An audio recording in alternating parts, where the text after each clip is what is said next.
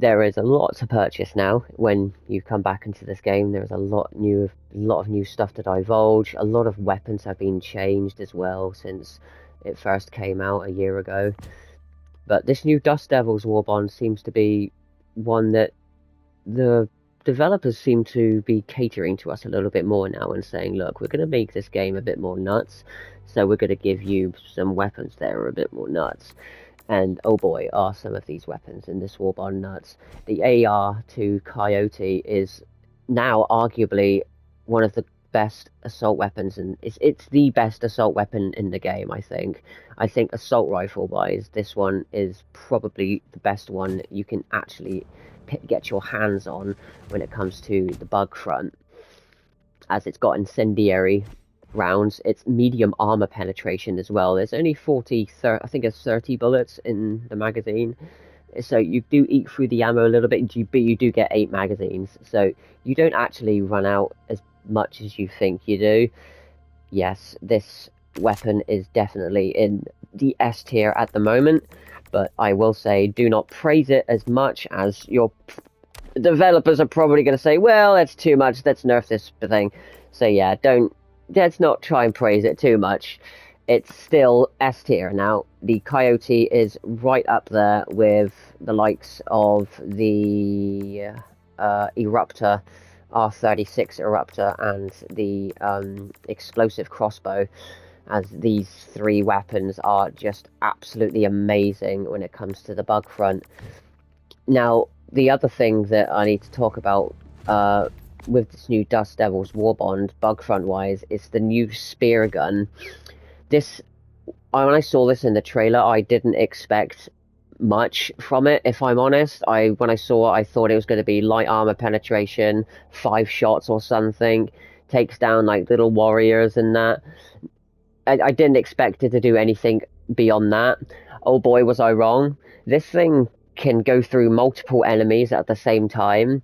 It's so good at closing bug holes, because normally when in the olden days we used to use the grenade pistol quite a lot to close bug holes, and every time we popped a grenade into that hole, a bloody bug would pop out and your grenade would just fly off somewhere else and it would hit the bug in the head and bugger off somewhere else. Sometimes it hit you and blow you up. No problem with this spear gun, because the moment you shoot this thing, if a bug comes out, it's just going to go straight through the bug's body and straight into that hole still and close it. It also pops a bit of gas after the shot is fired too. So even with bigger enemies such as chargers or impalers, if you shoot it once, you're going to leave it staggered for a good 5-10 seconds. It's not going to do anything to you for a good 5-10 seconds, and that can open up easily for your teammates to finish it off with a thermite grenade, or somebody to go up behind it and hit it with a HMG. Or, if you want to, you can hit it 5 more times with this thing and kill it in the same spot, and it'll go straight through its armor and it'll kill it. This spear gun is fantastic, and I did not expect anything from this, but I got more bang for my bucks than I thought. The armor is actually got a very decent passive, actually, especially with the new update where we are into the bug's home territory now. It's got 40% resistance to fire, gas, acid, and electrical damage.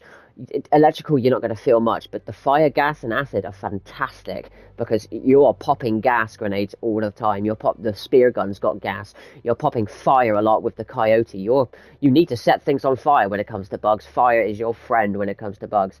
With the Desert Stormer, you're pretty much covered in all aspects, if I'm honest. It's such a well-rounded thing as well.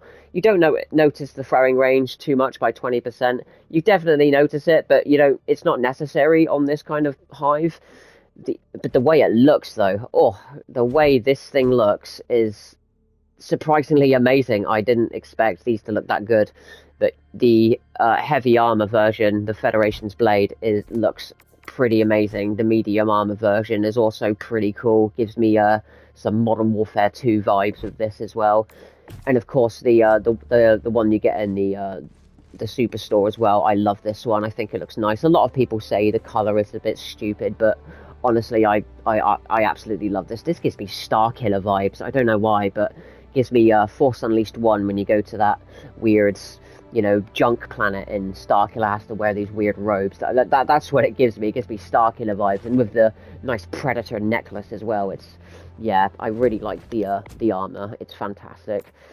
What else have we got? The expendable napalm is also something that when I saw in the trailer, I was like, that looks fun, and it's still definitely fun. Only 120-second cooldown time as well, so you just get 2 minutes and you can bring this in again. This expendable napalm fires an incendiary explosive round, in which when you fire it, it brings out a cluster of extra bombs and just spreads out fire everywhere. So this thing can take out almost an entire patrol of bugs. If it's not big enemies like chargers or something, I've taken out a charger with this, but I had to use both of them. Yeah, you get 2 when you drop this down, by the way. So you get it's the same as the E700s. You get the same amount, but this napalm, for some reason, it spews out cluster bombs with it, and it just feels so good to fire. It's almost like having an airstrike in your hand. It's pretty amazing when you have bugs that are up, like, I don't know, coming out of a tunnel or something. If you fire it at, not at the bugs, but if you fire it at a wall that's behind them, the cluster is just going to fire straight back. It's just going to bounce away from that wall and just spew all over those bugs. It is an amazing crowd control type weapon. Quite, it can be a bit problematic when you've been at close range, but when you've inside a massive bug nest and you fire this thing, brilliant, awesome. There's a bit of fire everywhere. That's fine. You've got the armor to negate that fire a little bit, but this thing will take out so many bugs in such little time. It's so amazing. It's a lot of fun as well. And obviously the Helldivers are very happy to be having so much fun as well with the Raiders cheer emo. It's okay. I mean, it's a nice hands up in the air. It's not a hold thing. You can't hold it. You don't make sound or anything. So it's a short burst emo that I'm probably going to just have in my wheel slot for a short period, and then I'll probably give it away. The solo silo, I've not actually tried this myself yet, unfortunately. I've not been able to produce enough medals. I've got friends that aren't very good at the game, and I'm not either. I have to do challenging when it comes to this homeworld thing. There's a lot of bugs. I keep dying too much. I'm too bad at this game to get to the solo super hell dive thing. But this solo silo does look promising. It did look promising in the trailer. It looked like it was going to be a one tap on a lot of things.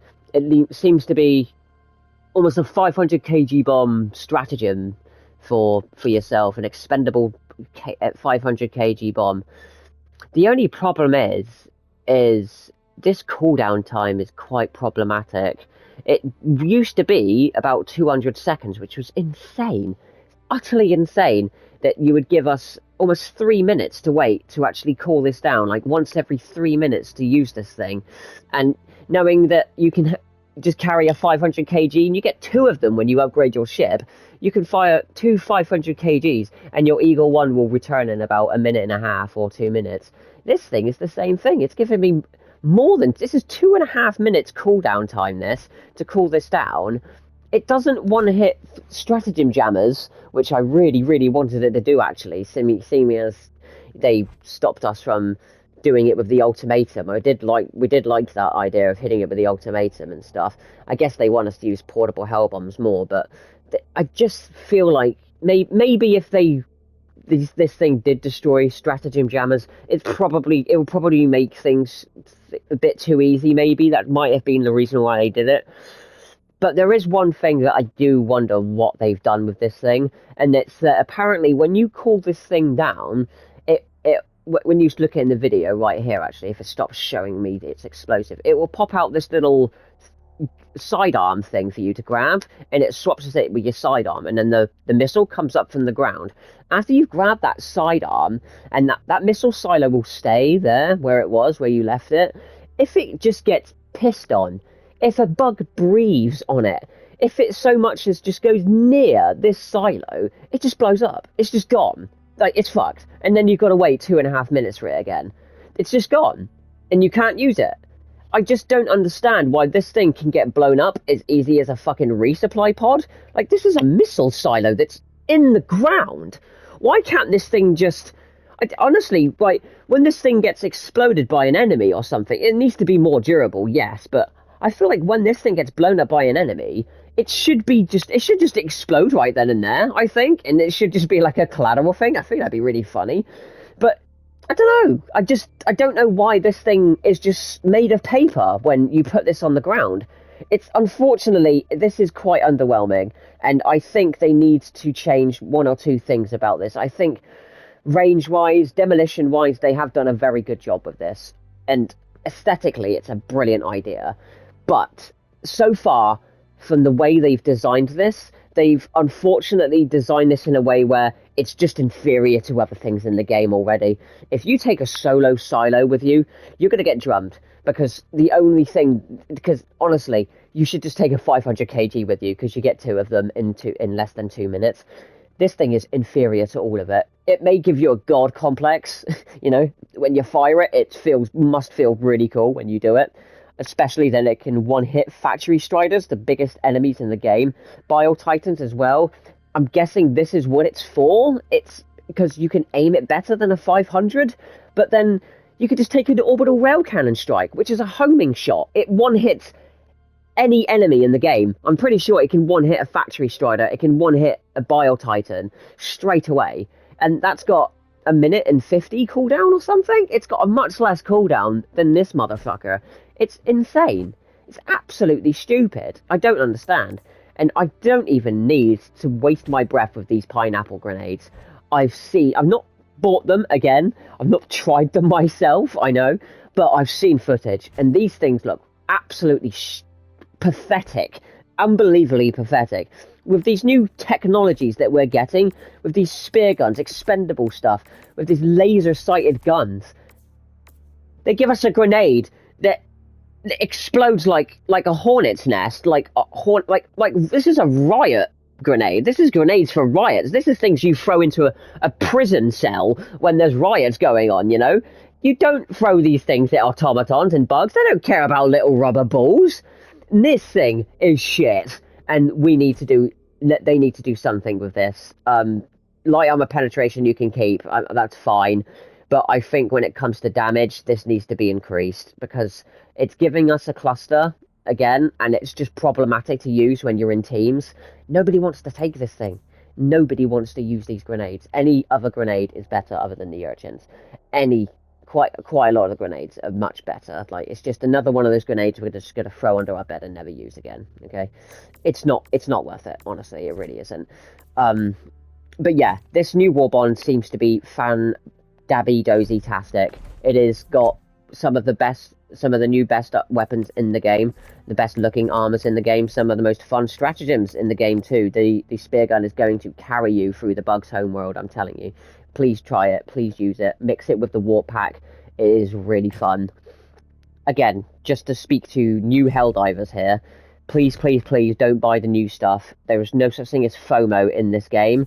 You may think that things like this are limited time. They're really not. They all come back, I promise you, okay? There is a few items that haven't come back in a while, but they are on rotation, so they will come back, I promise, okay? For any new Helldivers, if you are solo and alone and you need Warbonds, please go for the control group Warbonds. Get the warp pack as soon as possible so that you can solo grinds and get into vaults a bit easier. You can do it with the Emancipator suit, but it's just a bit more, it's a little bit more complicated. It's a little bit harder than just warping through, to be honest. There is quite a few Warbonds to sleep on in here, so if you want me to go through all of them, I would happily do that for you guys. Well, make sure that if you do catch me on Twitch, make sure you give me a bell, play with me. I'd really like playing this game with other people. I hate solo helldiving because I'm shit at the game, and because I just like playing with friends. Like, this game just is so much fun, but it's way more fun with friends. It's so much more fun with friends. And make new friends, okay? Please, make new friends. Alright?